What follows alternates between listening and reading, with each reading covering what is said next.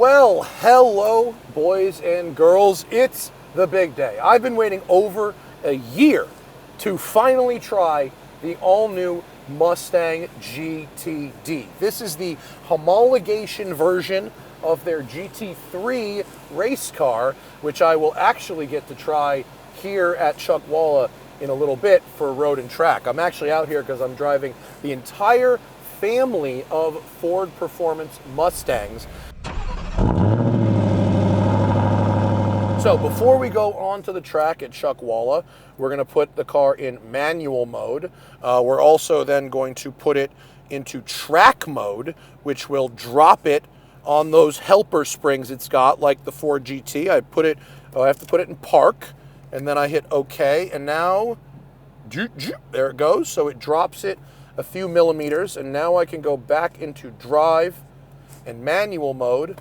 Then I will go into my auxiliary gauges, and then I will take my traction control, and using my settings here, variable traction control, 5 settings, and we're going full off. All right, now we're gonna hit the track.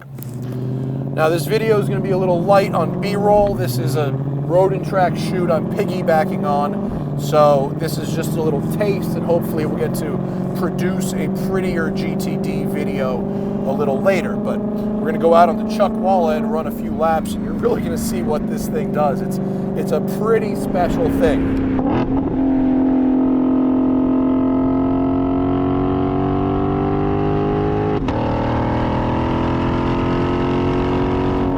The baseline information: 815 horsepower, 660 torque, supercharged V8, Tremec dual clutch transaxle at the back, wide body, cantilevered inboard suspension, massive aerodynamic changes, including that huge swan neck wing with aero brake and active aero. There's just a lot going on here.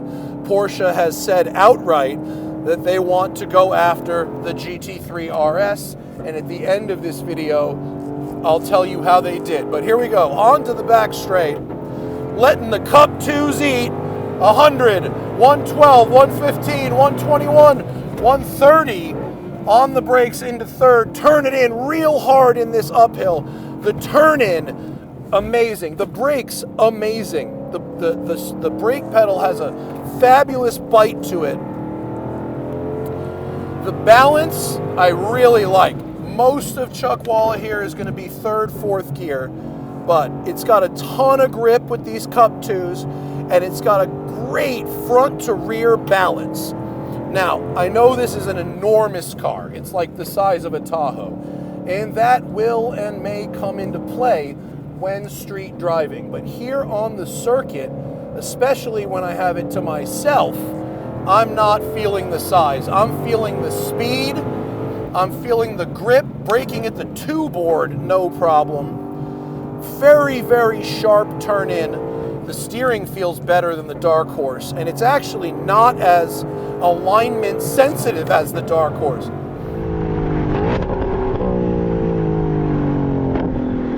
The most impressive thing about the GTD, besides the sheer speed, is how it takes bumps.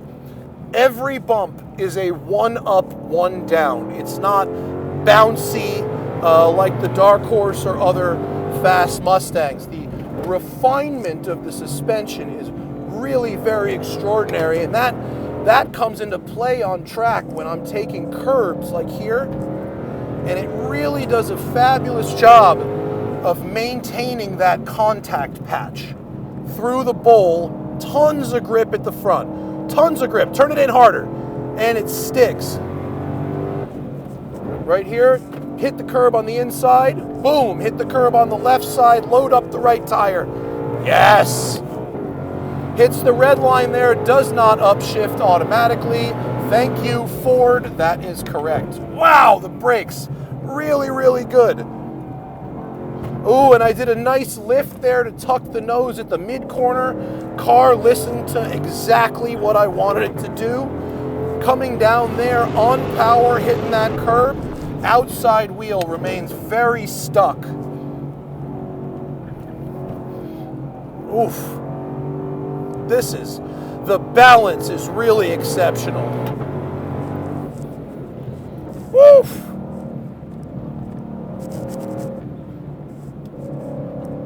The turn in is hard, and then it just sticks beautifully once it gets there. There's that air brake in the back I can see working in the rearview mirror. This is a great track for this car. Lots of open sweepers where I can really use the tires to their maximum because I've got just a higher speed bends here. The launch for this car was at thermal. I don't know if that's enough track for this car. Right here, that's, okay, now we've got a little heat going. Starting to get it a little quicker now. The gearbox is incredibly responsive. Really, really listening to me. Good job, Tremec. Yes, stick. Temps are looking good. Brake pedal still feels very firm. Get down. Very late apex. Oh, it's fabulous. This is a good time, guys. Wow. It loves the high G load up. Very, very stable under braking. It really stays in a straight line under braking in a way that I really, really like. Go. Yes.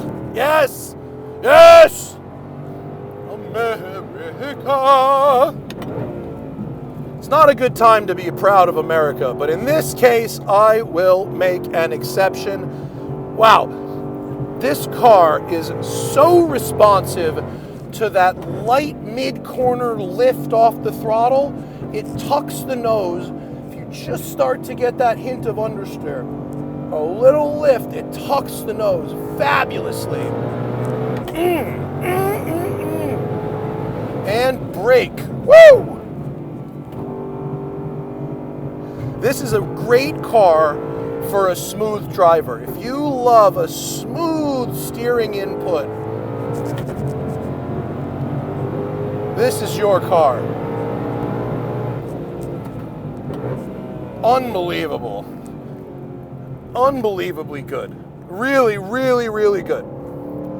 Now, the big question. Car doesn't need a cool down lap, but we're going to do one because we're going to head in after this.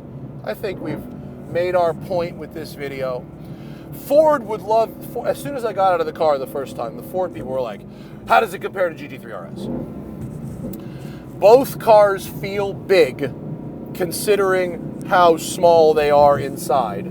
No trunk, just like the GT3 RS, and a compromised layout in terms of that for track performance.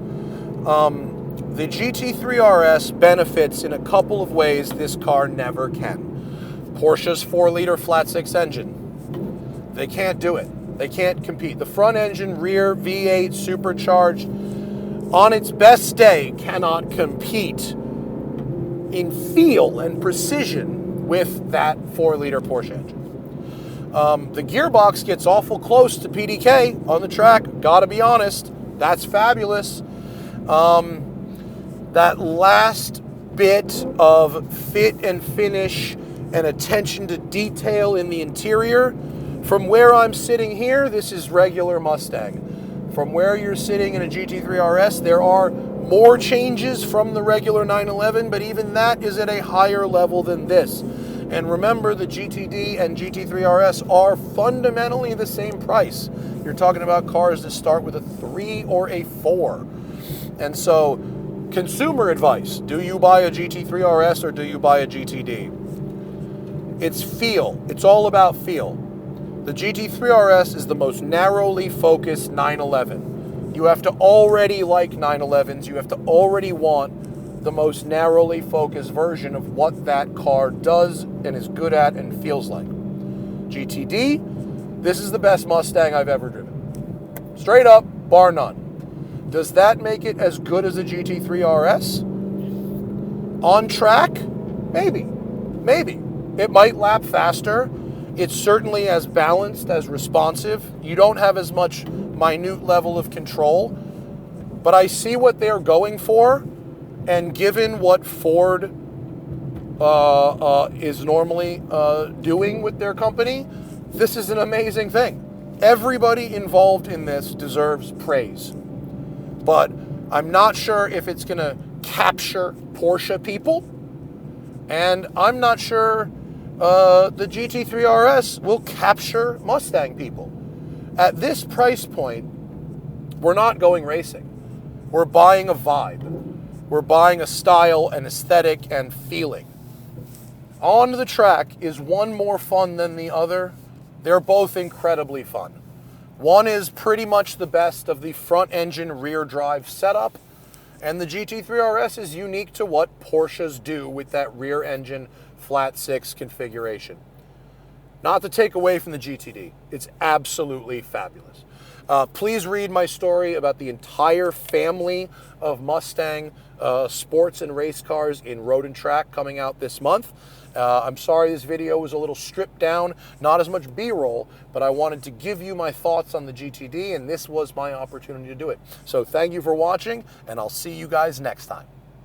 And don't forget, always fight your tickets. Go to offtherecord.com/TST for 10% off all legal services from Off the Record.